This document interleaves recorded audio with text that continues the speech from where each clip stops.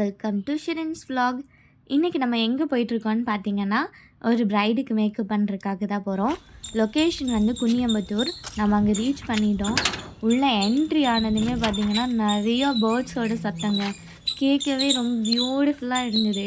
நான் கொஞ்சம் நேரம் அங்கேயே நின்று அந்த சவுண்டெல்லாம் கேட்டுட்டு அதுக்கப்புறமா தான் உள்ளேயே போனேன். உங்களுக்கும் அந்த சவுண்டெல்லாம் கேட்டுச்சுன்னு நினைக்கிறேன். ரொம்ப நாளாச்சுங்க அந்த மாதிரி பேர்ட்ஸோட சவுண்டெல்லாம் கேட்டு.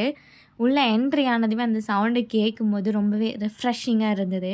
உள்ளே போனதும் நான் என் ஒர்க்கை ஸ்டார்ட் பண்ண ஆரம்பிச்சிட்டேன்.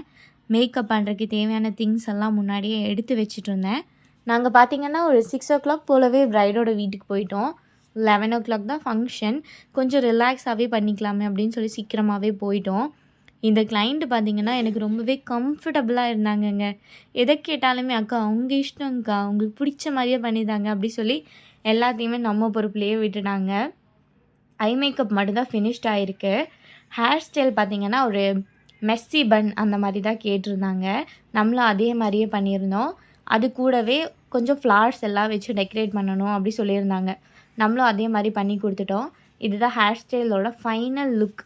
அப்புறம் சாரீ ட்ராப் பண்ணணும். அதுக்காக 1 day பிஃபோரே நம்மக்கிட்ட சாரியை கொடுத்து விட்டுட்டாங்க. நம்ம வீட்டிலையே வச்சு சாரீ அயன் பண்ணி பாக்ஸ் ஃபோல்டு பண்ணி கொண்டு போயிருந்தோம். இந்த மாதிரி சாரியை ப்ளீட் பண்ணி வச்சிட்டோம் அப்படின்னா ஒரு 5 minutesலேயே சாரீ ட்ராப் பண்ணிடலாங்க.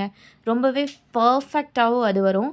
உங்களுக்கும் சாரீ ப்ளீட் பண்ணணுன்னா நம்மளை காண்டாக்ட் பண்ணுங்கள்.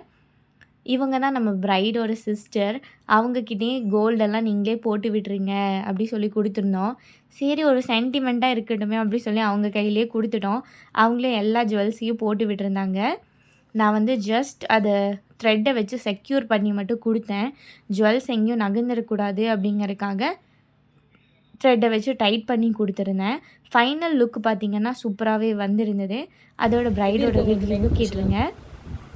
ரொம்ப சாட்டிஸ்ஃபை. பயந்துட்டு இந்த அக்கா மாதிரி செம்ம தமாஷ் ஆயிட்டா. இது எப்படி இருக்கு உங்களுக்கு? இவ்வளோ எக்ஸ்பெக்ட் பண்ணவே இல்லை. நான் பயந்துட்டே இருந்தேன்.